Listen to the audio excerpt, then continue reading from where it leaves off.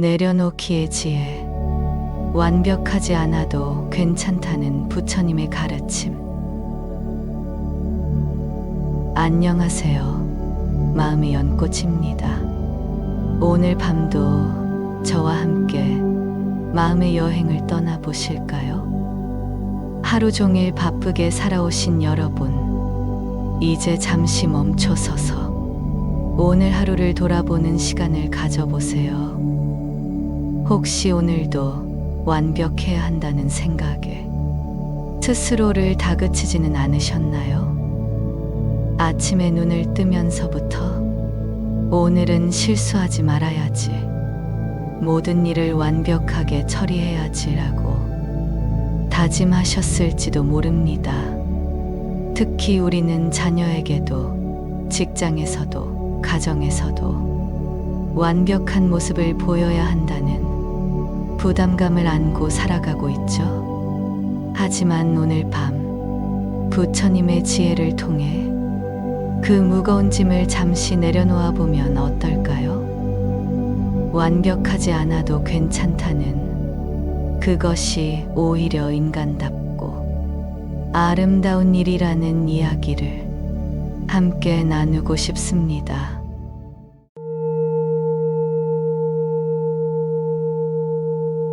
첫 번째 이야기, 완벽한 어머니의 착각. 며칠 전 한 어머니로부터 이런 이야기를 들었습니다. 50대 초반의 그분은 대학생인 자녀에게 늘 완벽한 도시락을 싸주려 노력해왔다고 하더군요. 매일 새벽 5시에 일어나서 영양을 고려한 반찬을 만들고 예쁘게 담아서 보냈는데, 어느 날 자녀가 이렇게 말했다고 합니다. 엄마, 솔직히 말하면 가끔은 편의점 도시락도 먹고 싶어요. 엄마가 만든 도시락이 맛없다는 게 아니라 엄마가 너무 힘들어하는 모습을 보니까 미안해서 더 부담스러워요.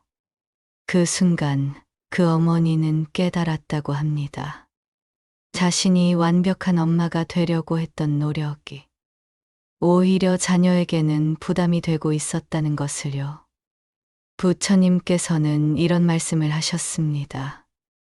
집착하는 마음이 괴로움의 근원이다라고요. 우리가 완벽해야 한다는 생각에 집착할 때 그 집착 자체가 우리와 우리가 사랑하는 사람들을 괴롭힌다는 뜻입니다.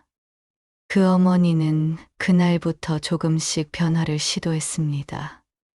가끔은 간단한 도시락을 싸기도 하고, 때로는 용돈을 주며 오늘은 내가 먹고 싶은 걸 사 먹으라고 말하기도 했죠. 처음에는 불안했지만 자녀와의 관계는 오히려 더 자연스럽고 편안해졌다고 합니다. 완벽하지 않은 사랑이 때로는 완벽한 사랑보다 더 따뜻할 수 있다는 것을 그 어머니는 깨달은 것이죠. 두 번째 이야기, 부처님의 제자 아난다의 실수. 부처님의 제자 중에 아난다라는 분이 계셨습니다. 부처님을 가장 가까이에서 모셨던 분이죠. 그런 아난다도 때때로 실수를 했습니다. 어느 날 아난다는 부처님께 물을 공양하려다가 그릇을 떨어뜨려 깨뜨리고 말았습니다. 다른 제자들 앞에서 일어난 일이라 아난다는 무척 부끄러워하며 용서를 구했습니다. 그런데 부처님께서는 어떻게 반응하셨을까요? 꾸짖거나 실망하는 기색을 보이지 않으셨습니다. 오히려 이렇게 말씀하셨죠. 아난다야, 그릇이 깨진 것을 보라. 이것이 바로 모든 것의 본질이다. 생겼다가 사라지고 완전했다가 깨지는 것이 세상의 이치다. 내가 실수했다고 자책할 필요가 없다. 실수 또한 깨달음으로 가는 길의 일부이니까. 이 일화에서 우리는 무엇을 배울 수 있을까요? 완벽함을 추구하는 것보다 실수를 통해 배우고 성장하는 것이 더 중요하다는 교훈입니다. 우리 인생도 마찬가지입니다. 때로는 그릇처럼 깨질 수도 있고 실수할 수도 있습니다. 하지만 그것이 우리를 더 깊이 이해하게 하고 더 겸손하게 만들며 더 지혜롭게 만드는 과정이 아닐까요? 완벽하지 않음을 받아들이는 것. 그것이 바로 부처님이 가르쳐 주신 첫 번째 지혜입니다. 세 번째 이야기, 과장님의 깨달음. 얼마 전 상담을 받은 한 분의 이야기입니다. 45세의 회사원인 김 과장님은 20년 넘게 한 회사에서 성실하게 일해왔습니다. 하지만 요즘 들어 젊은 후배들의 빠른 적응력과 새로운 기술을 보면서 자신이 뒤처지고 있다는 생각에 괴로워하고 계셨습니다. 저는 이제 완전히 낙오자가 된 것 같아요. 컴퓨터도 후배들만큼 빠르게 다루지 못하고 새로운 업무 방식도 적응이 어렵고 완벽하게 해내지 못하는 저 자신이 한심스럽습니다. 이런 고민을 털어놓으시는 김 과장님께 저는 부처님의 또 다른 가르침을 들려드렸습니다. 부처님께서는 비교는 괴로움의 씨앗이라고 말씀하셨습니다. 우리가 다른 사람과 자신을 비교할 때 그 비교 자체가 우리를 불행하게 만든다는 뜻이죠. 김 과장님에게는 오랜 기간 쌓아온 경험과 지혜가 있습니다. 게다가 후배들이 따라올 수 없는 깊이와 통찰력이 있죠. 그런데 왜 후배들의 장점과만 자신을 비교하며 괴로워하고 계신 걸까요? 부처님께서는 이런 비유를 드신 적이 있습니다. 연못 속의 연꽃들을 보라. 어떤 것은 물 위에 활짝 피어 있고 어떤 것은 물 속에서 아직 봉우리를 키우고 있다. 하지만 모든 연꽃은 그 나름의 아름다움과 가치가 있다. 김 과장님도 마찬가지입니다. 후배들과 다른 속도와 다른 방식으로 성장하고 계신 것일 뿐이에요. 완벽하게 모든 것을 다 잘할 필요는 없습니다. 자신만의 강점을 살리고 부족한 부분은 겸손하게 배워나가면 되는 것이죠. 며칠 후 김 과장님으로부터 연락이 왔습니다. 오늘 후배에게 새로운 프로그램 사용법을 배웠어요. 처음엔 창피했는데 막상 해보니 후배도 저에게서 업무 노하우를 배우고 싶어 하더군요. 서로 주고받는 관계라는 걸 깨달았습니다. 완벽하지 않음을 인정하고 받아들일 때 우리는 더 많은 것을 배우고 더 깊은 관계를 맺을 수 있게 됩니다. 네 번째 이야기, 완벽한 집, 완벽한 가정에 대한 환상. 50대 초반의 한 여성분이 이런 고민을 털어놓으신 적이 있습니다. 저는 늘 완벽한 집을 만들려고 노력해왔어요. 항상 깨끗하고 정리정돈이 잘 되어 있고 손님이 와도 부끄럽지 않은 집 말이에요. 그런데 요즘 너무 지쳐요. 가족들은 조금만 어질러 놓아도 제가 스트레스 받는 걸 알고 집에서도 눈치를 봐요. 이분의 이야기를 들으면서 저는 부처님께서 하신 말씀을 떠올렸습니다. 집착하지 말라, 모든 것이 변하고 지나간다. 완벽한 집이란 무엇일까요? 먼지 하나 없이 깨끗한 집일까요? 아니면 가족들이 편안하게 쉴 수 있는 집일까요? 이런 일화가 있었습니다. 어떤 부유한 신도가 부처님을 집에 초대했는데 집 안 곳곳을 먼지 하나 없이 청소하고 아주 화려하게 장식하여 스스로 완벽하게 준비했다고 생각했습니다.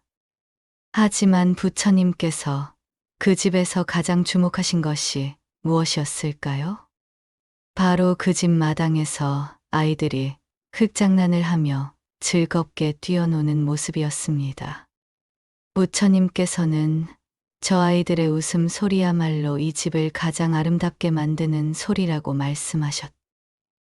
집의 완벽함은 겉모습에 있는 것이 아닙니다. 그 안에 사는 사람들의 마음이 평안하고 행복한 것에 있습니다. 조금 어수선해도 완벽하지 않아도 가족들이 자유롭게 숨 쉴 수 있는 공간이야말로 진정한 완벽함에 가까운 것이 아닐까요? 그 여성분은 이 이야기를 들은 후 조금씩 변화를 시작하셨습니다. 완벽한 정리보다는 가족의 편안함을 우선시하기로 하신 거죠. 그 결과 집안 분위기가 훨씬 따뜻해졌다고 하시더군요. 5번째 이야기, 부모로서의 완벽함에 대한 착각. 우리는 자녀에게 완벽한 부모가 되려고 무척 노력합니다. 좋은 교육 환경을 제공하고 올바른 가치관을 심어주며 자녀들 앞에서 실수하지 않는 모범적인 모습을 보여주려고 하죠. 한 아버지의 이야기를 들려드리겠습니다.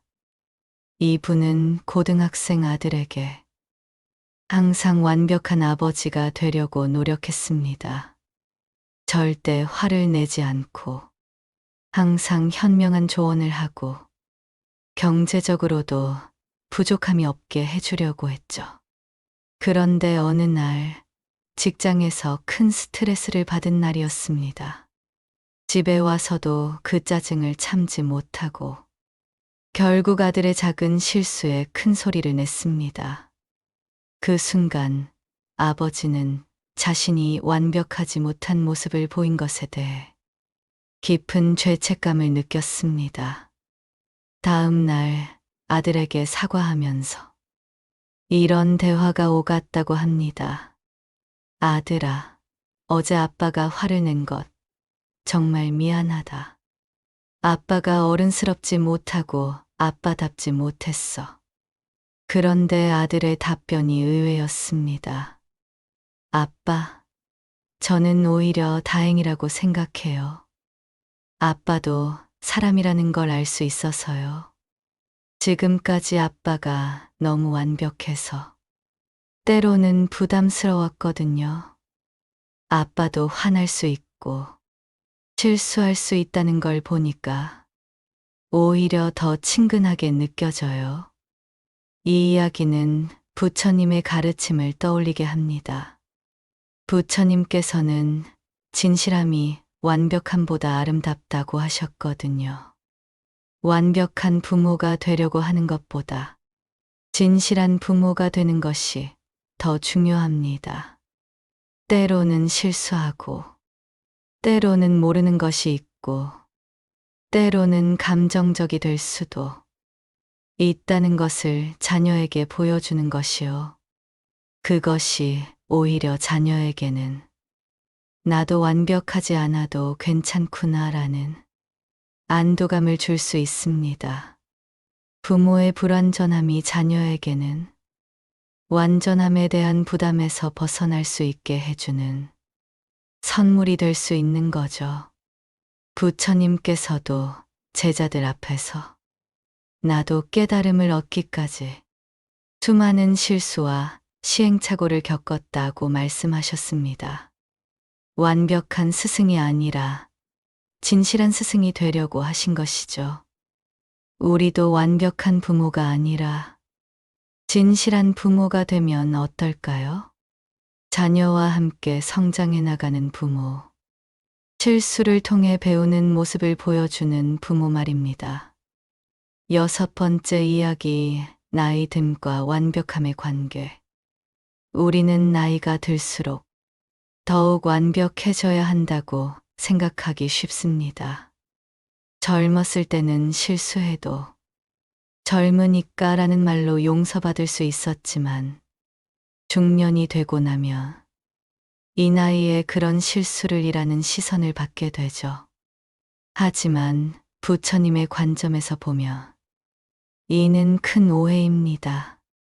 나이가 든다는 것은 더 완벽해진다는 뜻이 아니라 불완전함을 더 깊이 이해하게 된다는 뜻입니다. 부처님께서는 80세의 나이로 인멸하실 때까지도 스스로를 완벽하다고 여기지 않으셨습니다.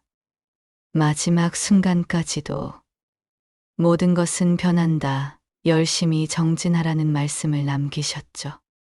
이것이 무엇을 의미할까요? 완벽함이란 목표가 아니라 과정이라는 뜻입니다. 우리는 완벽해지기 위해 사는 것이 아니라 불완전함을 받아들이며 그 안에서 성장해 나가는 존재들입니다. 60대가 되었다고 해서 모든 것을 다 알아야 하는 것도 아니고 모든 상황을 완벽하게 처리해야 하는 것도 아닙니다. 여전히 배우고 실수하고 성장해 나가는 중인 무리들입니다.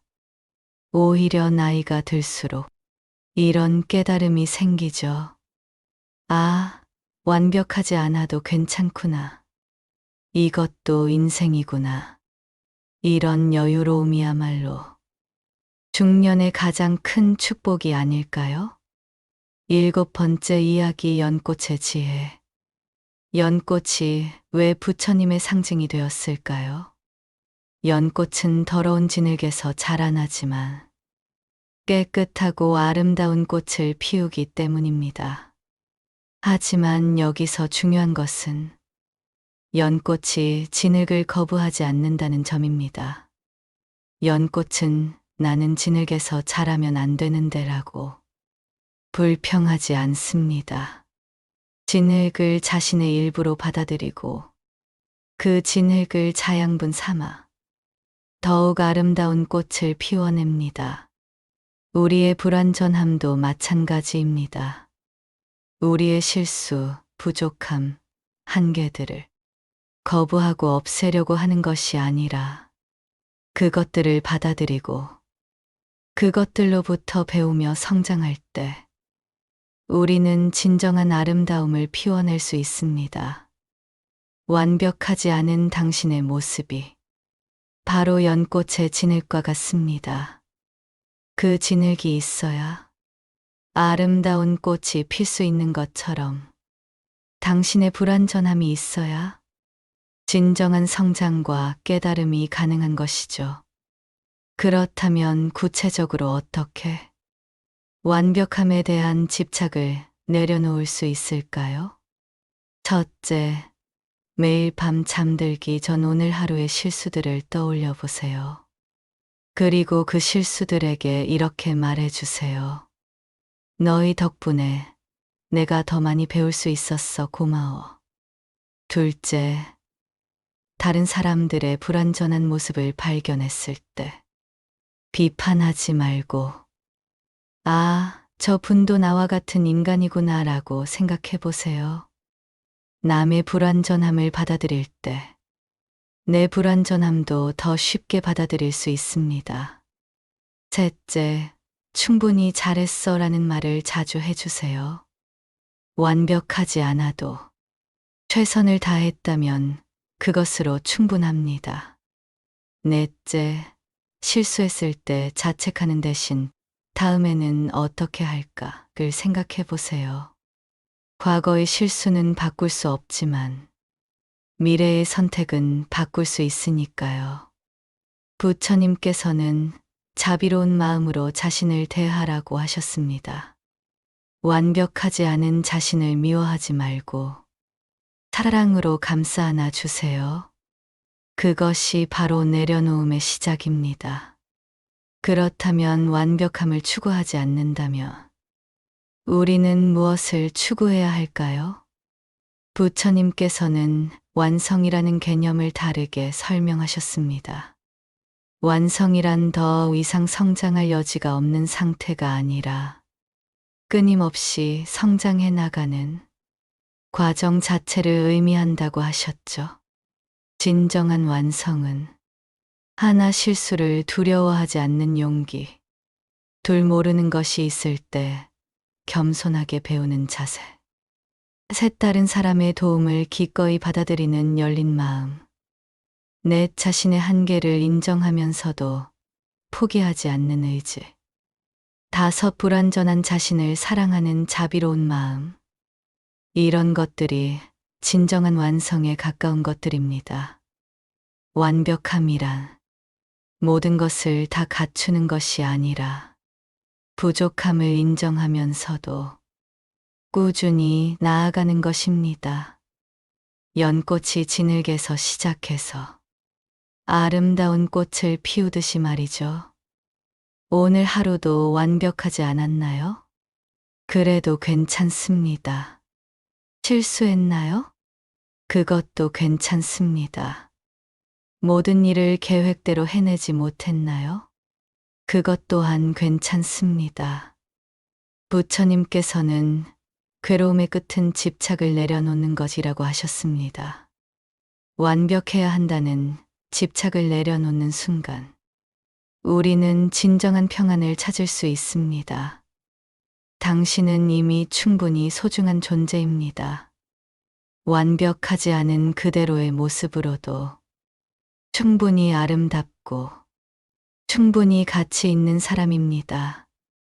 내일은 또 다른 하루가 시작될 것입니다. 완벽하려고 애쓰지 마세요. 그냥 최선을 다하되 그 결과에 집착하지 마세요. 실수해도 괜찮고 부족해도 괜찮다는 마음으로 하루하루를 살아가 보세요. 그것이 바로 부처님이 가르쳐 주신 내려놓음의 지혜이고 진정한 자유로 가는 길입니다.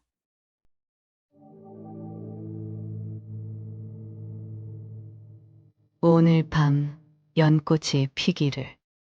이제 천천히 숨을 고르고 마음속의 연못을 떠올려 보세요. 그 연못 속에는 오늘 하루의 진흙이 가라앉아 있습니다. 그리고 그 위로 연꽃이 하나 피어 있습니다. 그 꽃은 바로 당신의 평안한 마음입니다. 오늘 하루 어떤 진흙이 있었든 그 위에 꽃을 피울 수 있는 힘은 언제나 당신 안에 있습니다. 그 힘은 부처님이 주신 씨앗이자 당신이 지켜온 마음입니다. 오늘 밤 부디 그 연꽃이 고요히 피어나는 꿈을 꾸시길 바랍니다. 잘 자요. 그리고 내일은 조금 더 가벼운 마음으로 깨어나시길. 마음의 연꽃이 오늘 밤 당신께 고요한 빛을 전합니다.